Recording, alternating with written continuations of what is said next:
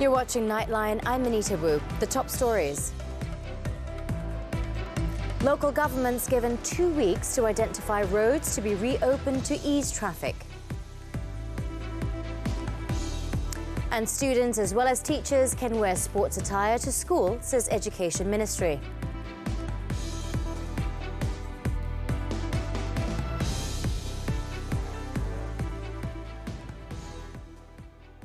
We begin with our headlining story. Local authorities in the Klang Valley have been given 2 weeks to identify roads closed for construction or roadworks that should be reopened to ease traffic congestion. Deputy Prime Minister Datuk Seri Ahmad Zahid Hamidi said road closures had been identified as one of the contributing factors to the issue. Suatu koordinasi akan dilakukan dengan segera bagi kawasan-kawasan pembinaan lebuh raya atau bangunan atau lain-lain infrastruktur, ya. Penutupan jalan ini hendaklah dikurangkan dan mesti dimaklumkan supaya ada kaedah penyuraian terhadap masalah lalu lintas. He said this to reporters after chairing the Cabinet Committee meeting on traffic congestion in Putrajaya on Tuesday. He also said the committee was looking into opening more contraflow lanes on main roads in the affected areas to ease congestion during peak hours. Datuk Seri Zahid added that public transport services must also be used efficiently to reduce traffic congestion in city centres, and the government is considering new lanes and routes for bus services to widen their reach. He pointed out that the committee had decided that the traffic congestion in the Klang Valley should be resolved sooner than the 2030 target set by the Kuala Lumpur City Hall DBKL. On the congestion fee for vehicles entering Kuala Lumpur City, he said it will be discussed in a technical committee meeting that will be chaired by Transport Minister Anthony Loke in 2 weeks' time.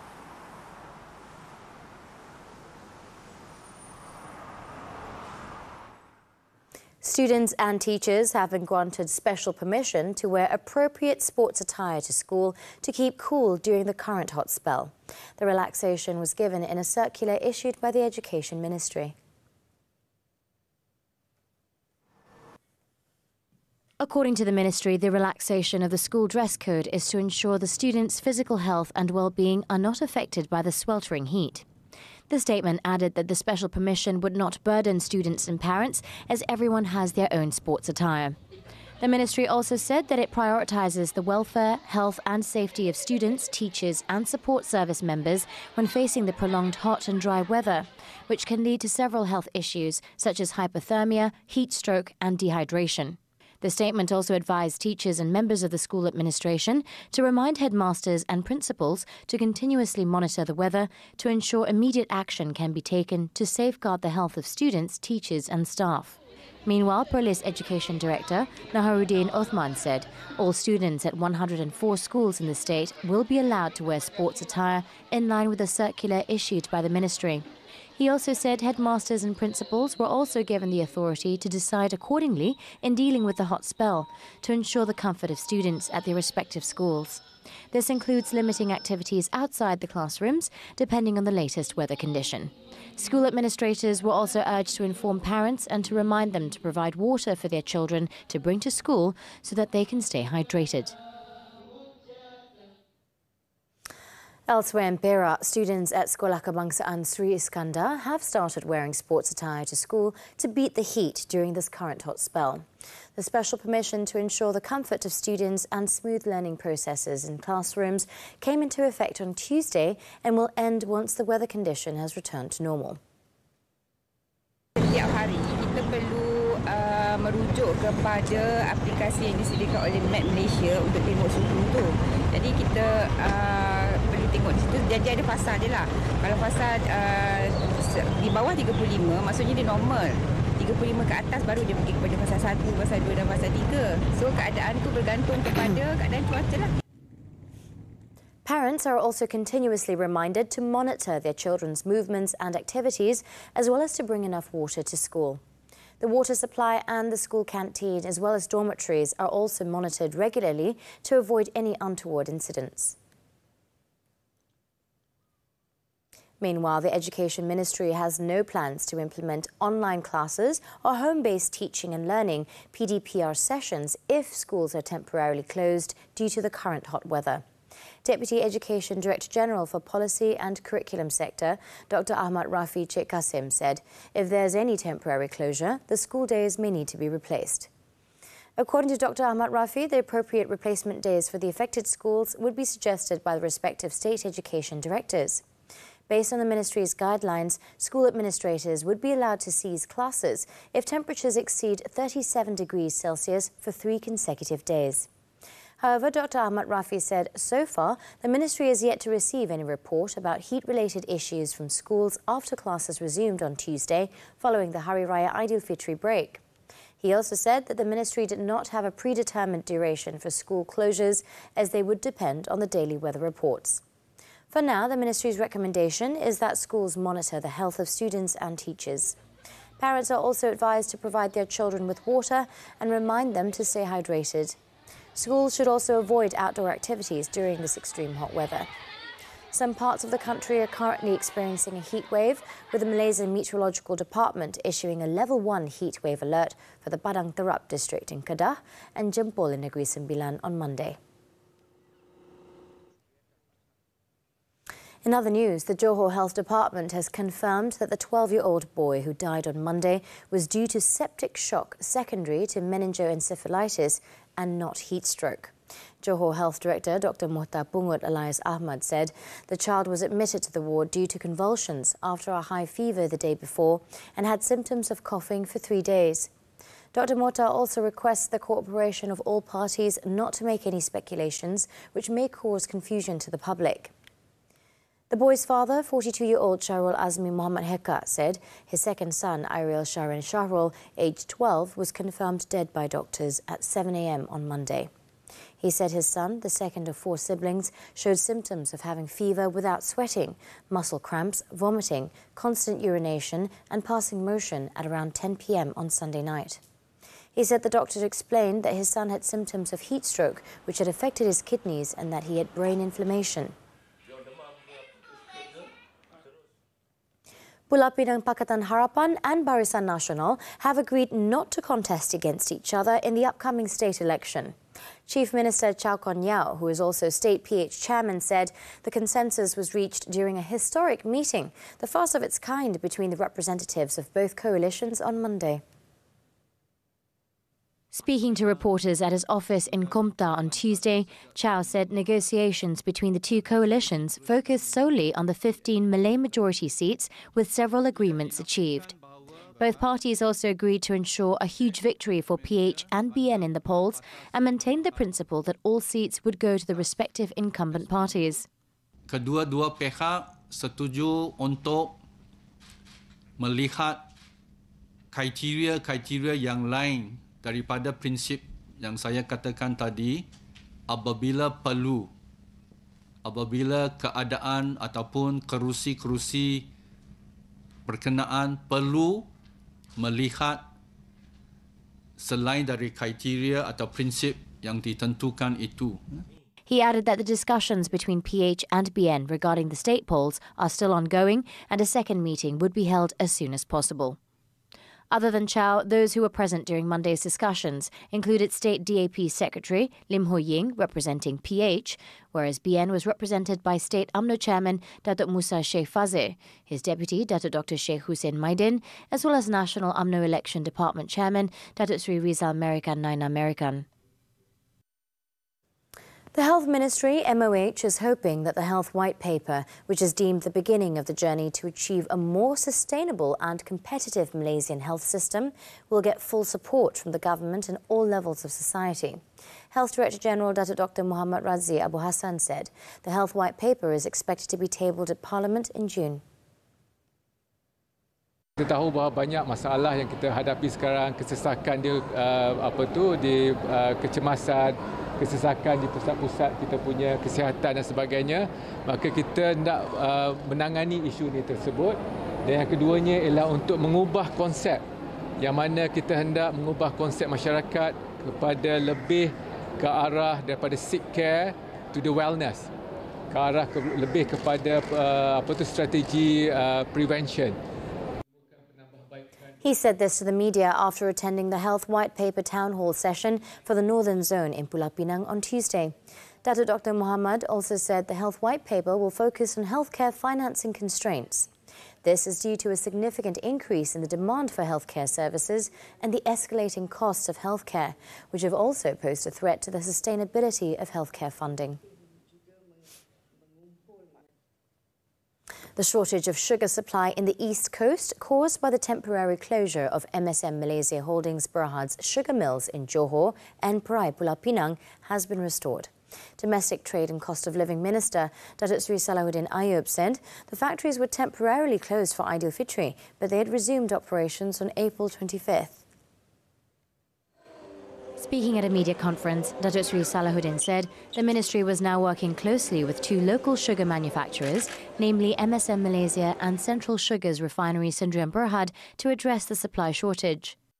KPDN juga bertindak tegas kepada mana-mana pihak yang cuba mengambil kesempatan dan membuat beberapa mungkin provokasi sentimen yang kononnya harga gula akan dinaikkan.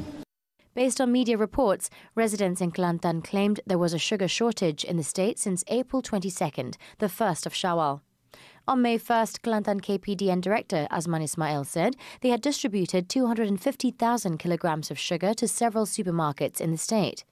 He said the sugar supply is being distributed in stages, including to wholesalers and retailers, and the ministry expects the shortage issue to be resolved within 2 days. The Royal Malaysian Air Force, RMAF, is conducting an internal investigation into the alleged bullying of a trainee at a training centre in Kuantan, Pahang. Defence Minister Datuk Seri Muhammad Hassan said the probe was being carried out after the trainee's father lodged a police report over the incident.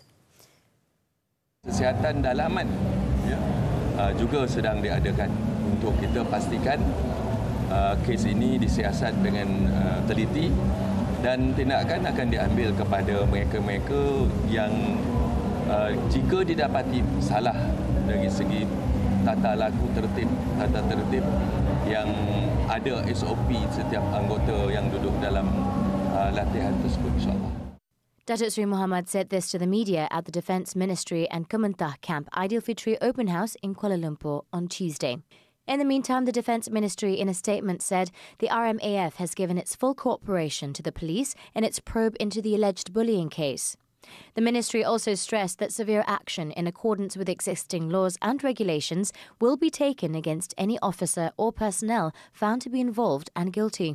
Accordingly, all parties are also urged not to make any speculation to avoid interfering with the investigation by authorities.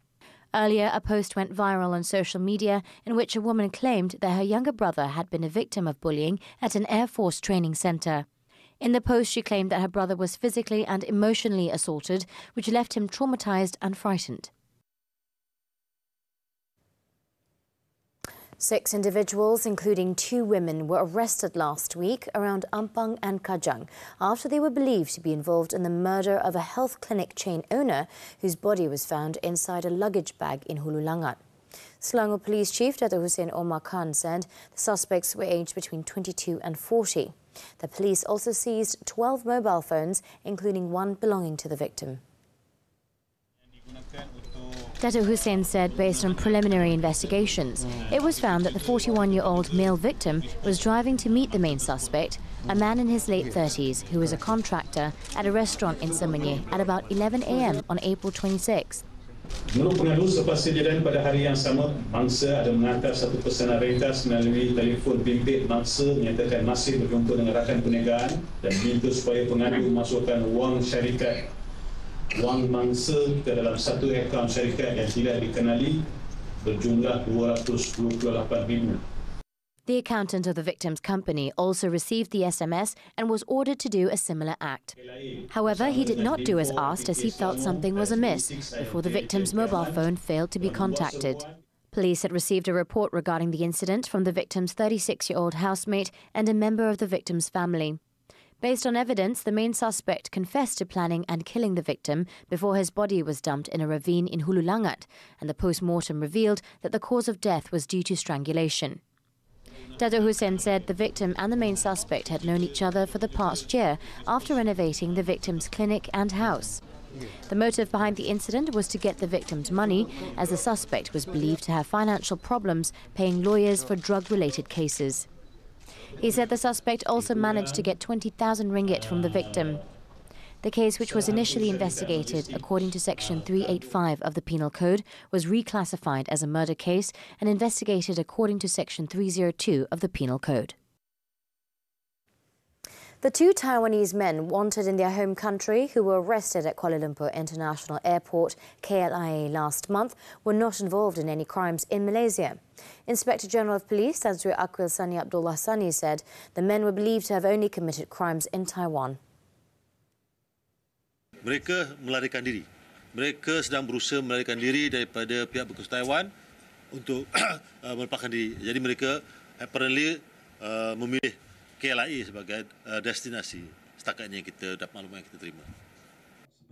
Tan Sri Aqil Sani said the suspects were wanted for suspected involvement in a shooting in Taiwan. He added that while in custody, the men did not provide any statement or information about their activities. It was reported earlier that the men were detained when they entered Malaysia via a flight from Taiwan on April 20th.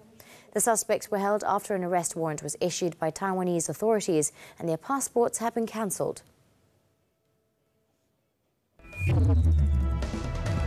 Next on Nightline, convicted sex offender and two teenage girls among 7 bodies found in Oklahoma home. News from the Foreign Front right after this short break. Stay tuned.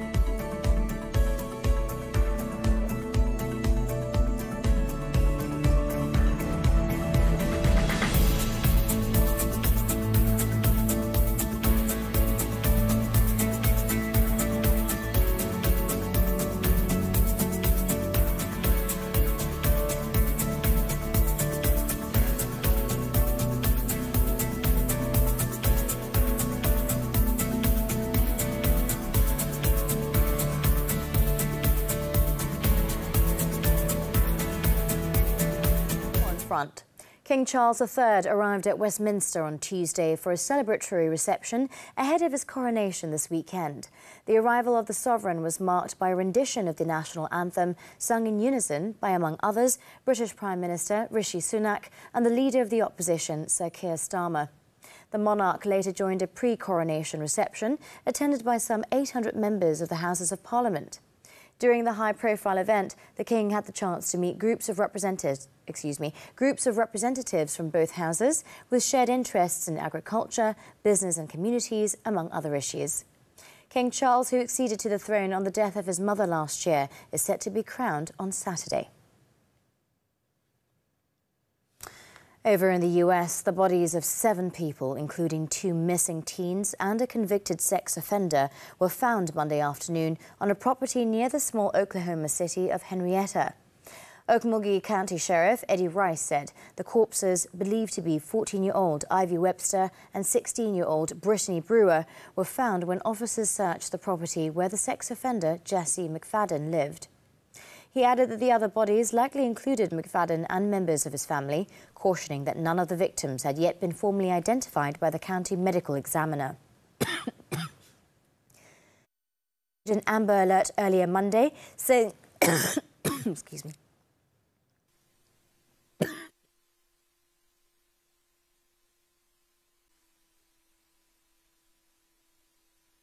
The county issued an Amber Alert earlier Monday saying the 2 teens were missing, but the alert was called off after the bodies were found.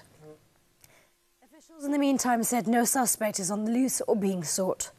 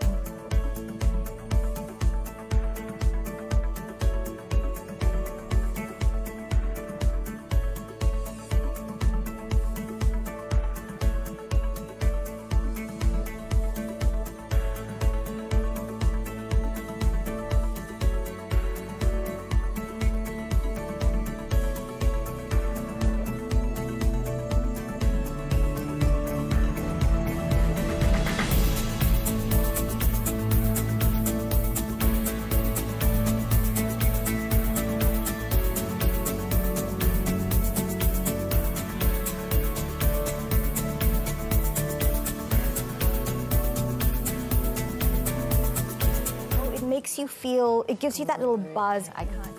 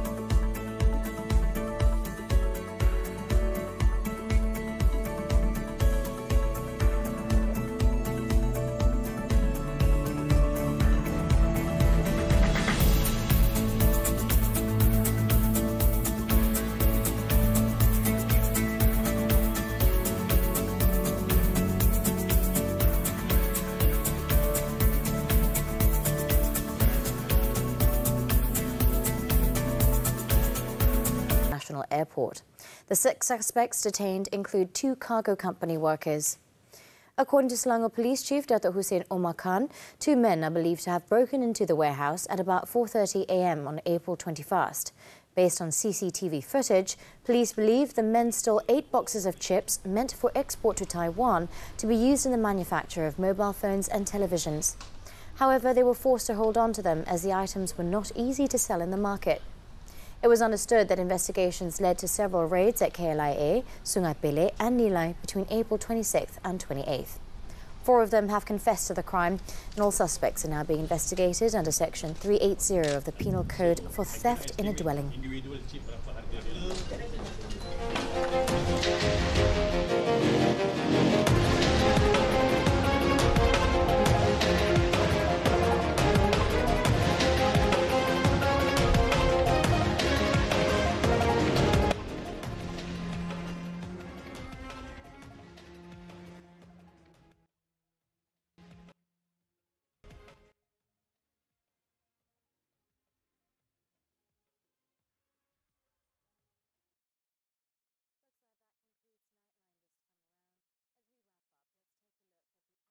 Calligraphy courses teaching the art of calligraphy to help improve Arabic handwriting in the digital age, which attracts both amateurs and students in Iraq's southern city of Basra.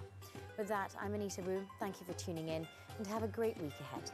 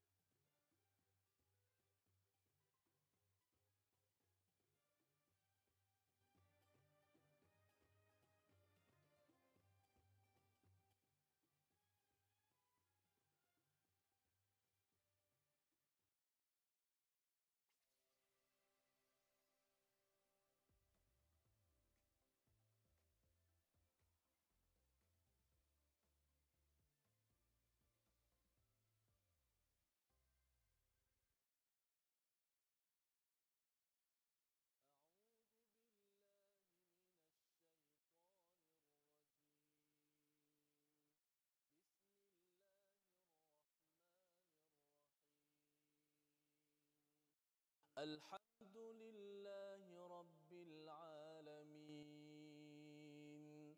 الرحمن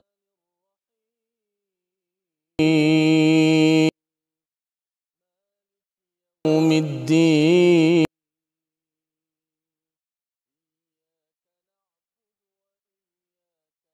نستعين